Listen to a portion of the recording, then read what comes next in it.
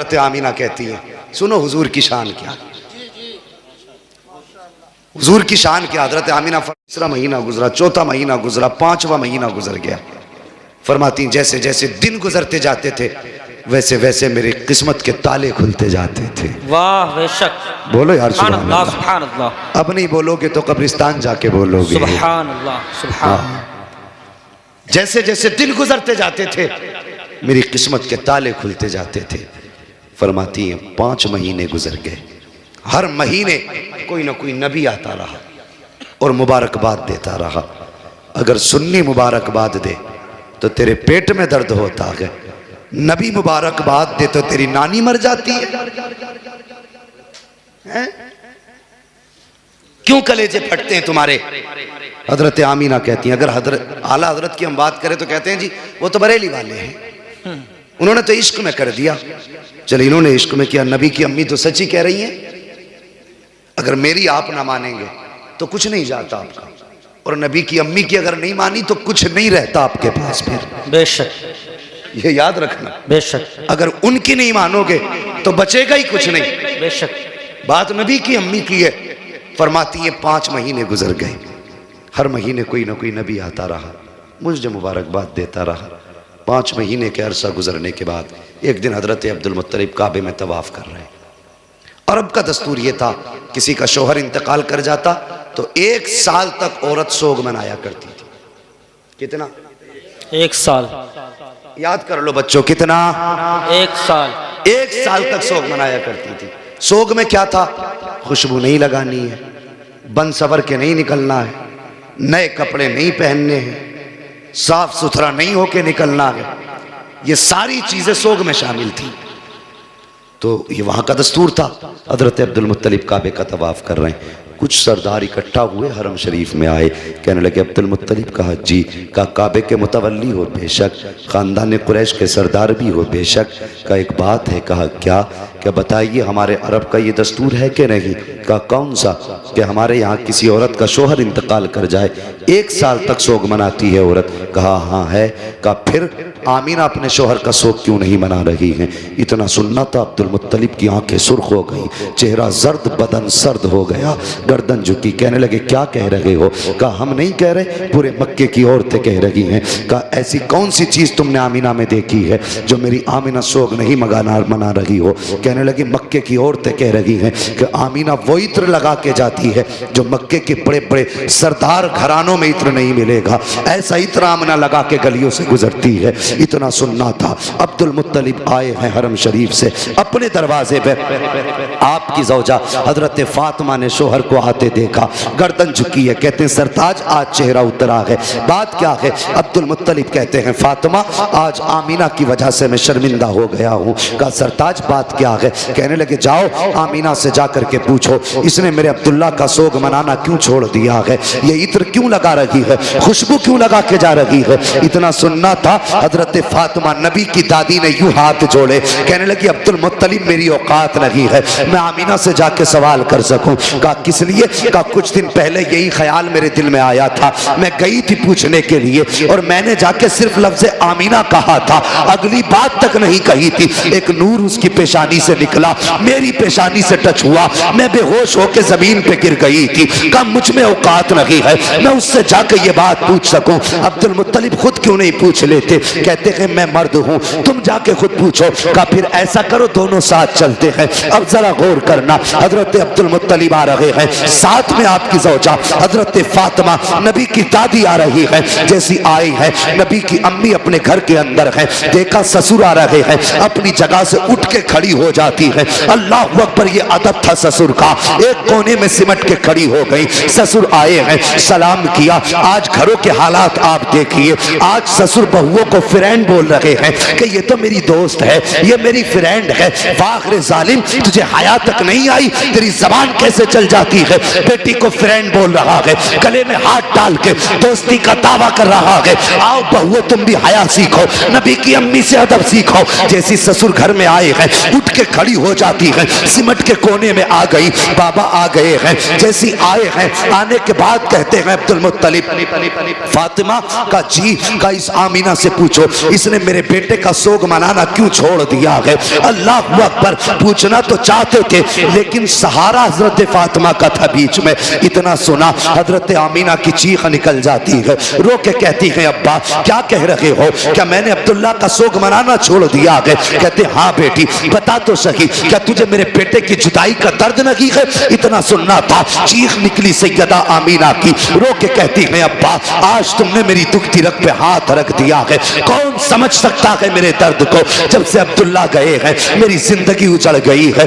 जब से अब्दुल्ला गए हैं मेरी खुशियां रूठ गई हैं, जब से अब्दुल्ला गए हैं मैंने खाना पेट भर के नहीं खाया है, जब से अब्दुल्ला से जुदाई हुई है चैन से सोई तक नहीं हूं। अल्लाह अकबर, ये आलम था का बेटी अगर सोग मना रही हो तो बताओ खुशबू क्यों लगाती हो।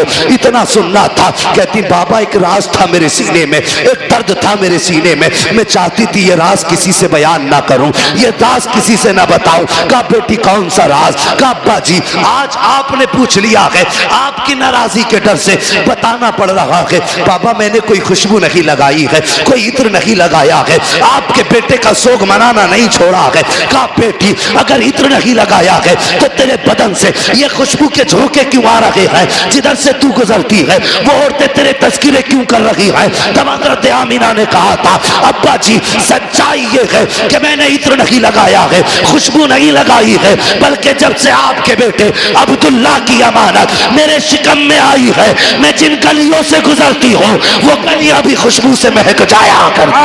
नारे तकबीर, नारे रिसालत, नारे रिसालत, फैजाने आला हजरत, फैजाने सलामी, जश्न ईद मिलादुन नबी, आमदे मुस्तफ़ा, अज़मते मुस्तफ़ा कॉन्फ्रेंस। सुभान अल्लाह, क्या बात है भाई। 1 घंटा पूरा हो चुका भाई, फरमाइशें इंशाअल्लाह कभी पूरी कर लेंगे। हुजूर का जिक्र ही ऐसा, इससे दिल कब भर सकता है। जी बेशक। हाँ बस हुक्म हजरत का थोड़ी देर और मैं आप लोगों की मोहब्बतों को निभाते हुए कुछ देर कोशिश करता हूँ आगे बढ़ जाऊँ। तैयार हैं? अल्लाह सलामत रखे। उन्हीं लोगों ने हाथ उठाए जिन्होंने आगे बढ़ाने नहीं कहा था। सब लोग हाथ उठाएं जो चाहते हैं भी और सुनना, जो सुनना चाहते हैं माशाअल्लाह जरा कहते सब या रसूल अल्लाह, या रसूल अल्लाह। अल्लाह सलामत रखे। अब गौर करें, जब इतनी बात कही हजरत अब्दुल्ला का कलेजा, हजरत अब्दुल मुत्तलिब का कलेजा ठंडा हुआ। कहने लगी बेटी अल्लाह ने मेरी दुआ कबूल कर ली है। कौन सी? का मैंने एक दिन काबे का गिलाफ पकड़ के दुआ मांगी थी, लगता है वही बरकतों वाला बच्चा आ रहा है। अल्लाह अकबर। कहा बेटी फिर ये खुशबू, जब इतना सुना कहती है बजी क्या बताऊं, इस बेटे की इस बच्चे की बरकतें ही ऐसी हैं। अंदर गई तकिया उठा के लाई, कहने लगी अब्बा जरा इस तकिए को लिए हाथ में। आपने तकिया हाथ में लिया, खुशबू मुझको अंबर से तेज नाक के अंदर आ गई। बेटी ये क्या है? कहती है अब्बा मैं इस पे सर रख के सोती हूँ, इसकी खुशबू नहीं जा रही है। अंदर गई दुपट्टा लाई, कहने लगी अब्बा इस दुपट्टे को सूंघिए। आपने दुपट्टे को सूंघा, खुशबू आ रही थी। कहा बेटी इसमें क्या बात है? कहने लगी अब्बा एक दिन मेरे माथे पे पसीना था, मैंने इस दुपट्टे से पसीना साफ कर दिया था, कई मर्तबा इसे धो चुकी हूँ, अभी तक दुपट्टे की खुशबू नहीं गई है, बल्कि जिस पानी से धो देती हो वो पानी भी महक जाया करता है। अल्लाह अकबर। हजरत अब्दुल मुत्तलिब खड़े हैं, झूम रहे हैं। हजरत फातिमा नबी की दादी, आपकी ज़ौजा अंदर गई है। दीवार कच्ची मिट्टी की थी, मिट्टी छुटा के लाई, कहने लगी मेरे सरताज जरा इस मिट्टी को सूंघिए। आपने मिट्टी को सूंघा, कहने लगी इसमें से बड़ी तेज खुशबू है। फरमाती है सुनिए कल आमीना इस दीवार पे हाथ रख के खड़ी थी, अब तक खुशबू आ रही है। अल्लाह अकबर। अब्दुल मुत्तलिब मुस्कुरा रहे हैं। कहा बेटी बड़ी अजमतों वाला बच्चा है। कहती अब्बा जी बात यही खत्म नहीं हो जाती। कहा बेटी और भी कुछ? कहा हाँ। कहा क्या बात? कहा अब्बा जी सुनिए, आप सुबह ही जाते हैं हरम शरीफ, मेहमान आते हैं, उनकी मेहमान नवाजी करते हैं, तो कभी कभी पानी पानी भी घर से ले जाते हैं। जब पानी घर से ले जाते हैं, अब्बा घर में पानी नहीं होता और हमें जरूरत पड़ जाती है, तो बाबा सुनिए, इधर अब्दुल्ला की अमानत का बोझ और उधर मेरे हाथ में पानी का बर्तन, और कुएं तक जाने में ये पथरीले रास्ते होते हैं। हाँ बेटी, फिर कहती है अब्बा जी, जब मैं इन पत्थरों पे गुजर के जाती हूँ, कसम है मुझे पैदा करने वाले की, जब मैं पत्थरों पे कदम रखती हूँ तो पत्थर रेशम से ज्यादा मुलायम हो जाया करते हैं, रेशम से ज्यादा मुलायम हो जाते हैं।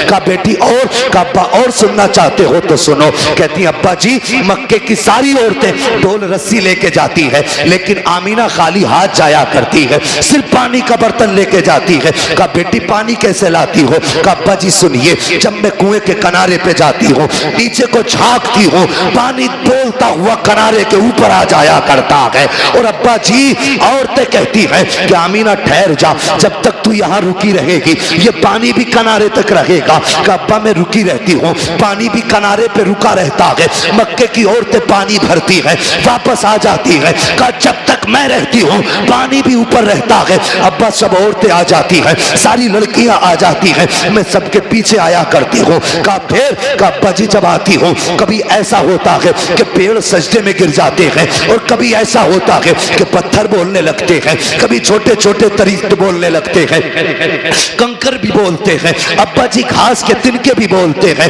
अब्दुल मुत्तलिब ने इतना सुना, कहते बेटी बता तो सही, क्या पत्थर बोलते हैं तो तू सुनती है? हाँ अब्बा सुना करती हो। क्या जब वो बोलते हैं तो उनकी बोली भी समझती है? हाँ अब्बा समझा करती हूँ। कहते बेटी लाखों ने हजारों बरस से इबादत की है, लेकिन पत्थर कभी किसी से नहीं बोले हैं। अगर आवाज भी पत्थरों की आई है तो किसी ने बोली नहीं समझी है। मगर बेटी बता तो सही, जब पत्थर तुझसे बोलते हैं तो क्या कहा करते हैं? अब कोई बरेलवी खामोश नहीं रहेगा, ये तेरे मेरे अकीदे की बात नबी की अम्मी ने की थी। कहा बेटी बता तो सही, जब पत्थर बोलते हैं तो क्या कहते हैं? नबी की अम्मी ने कहा था अब्बा जी जब मैं गुजर के जाती हूँ तो पत्थर बोलते हैं और कहा करते हैं अस्सलातु वस्सलामु अलैका या उम्म रसूलिल्लाह।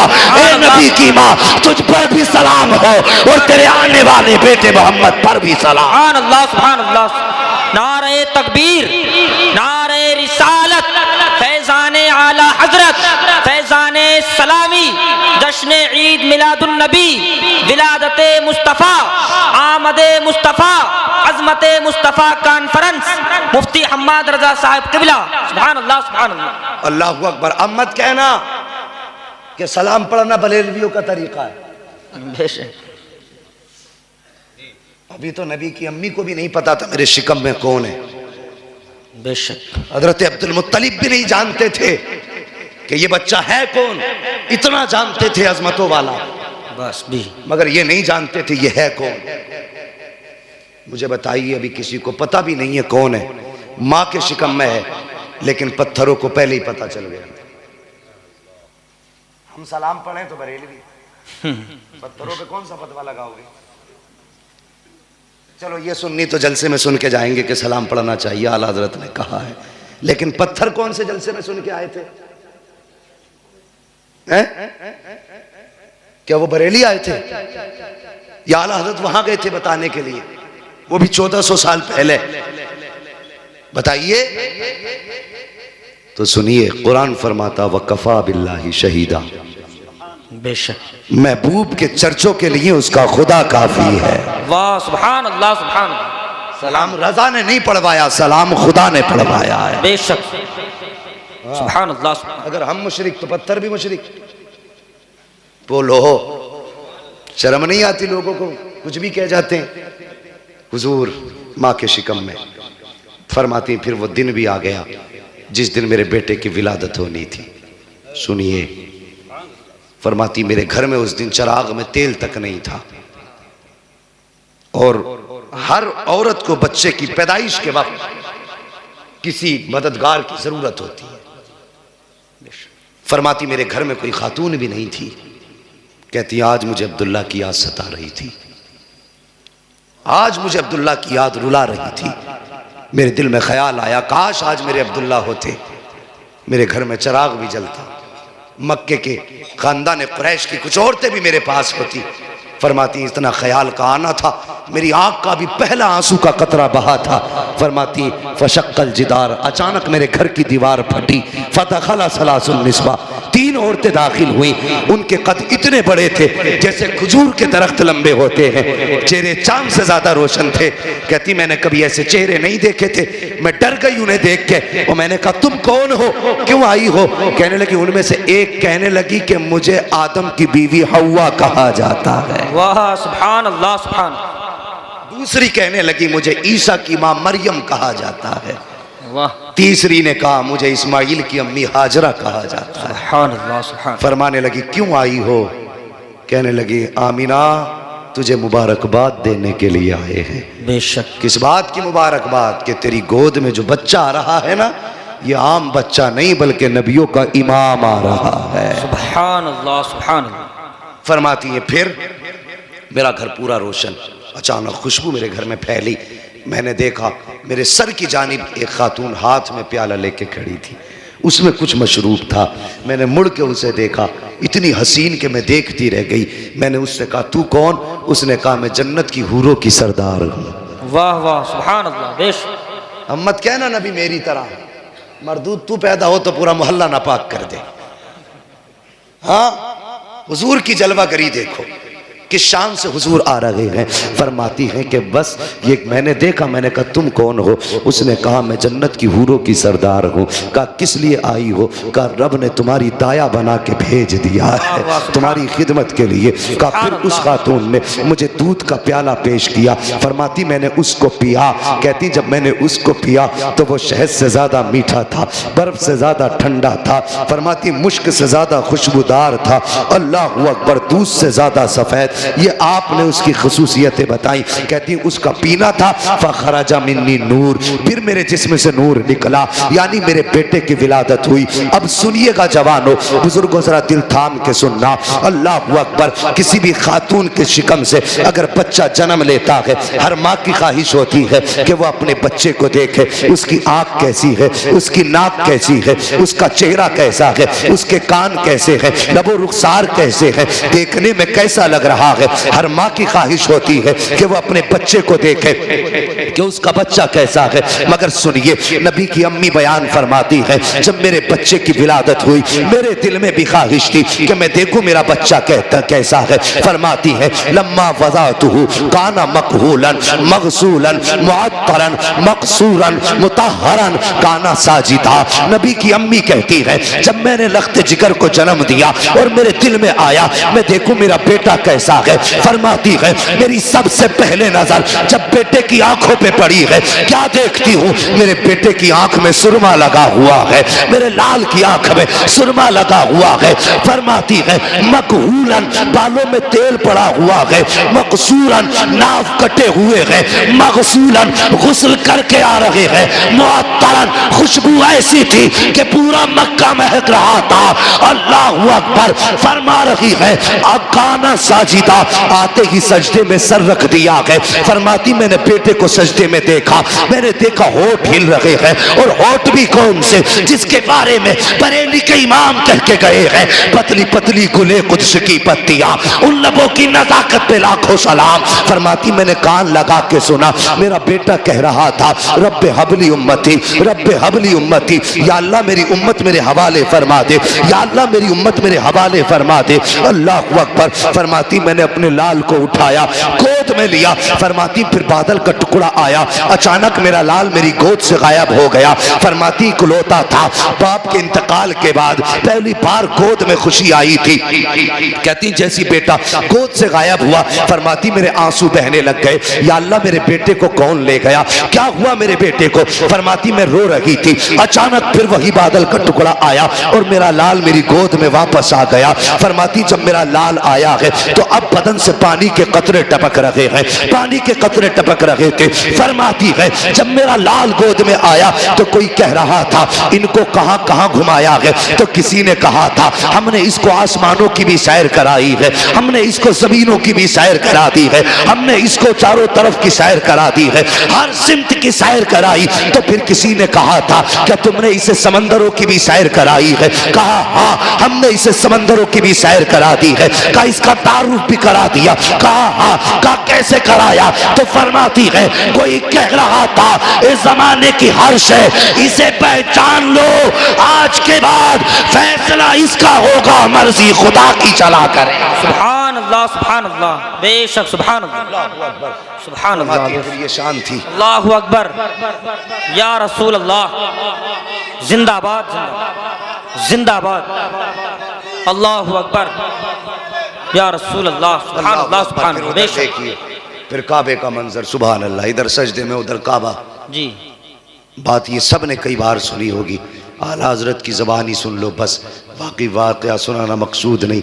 आला हजरत कहते हैं हाजियो आओ शहनशाह का रोज़ा देखो, काबा तो देख चुके, काबे का काबा देखो। फरमाते हैं जिनके सजदे को महराब काबा झुकी, उन भवों की लताफत पे लाखों सलाम। अल्लाह अकबर। पूरी ज़िंदगी आला हजरत ने हमारे अकीदे की हिफाजत की। तो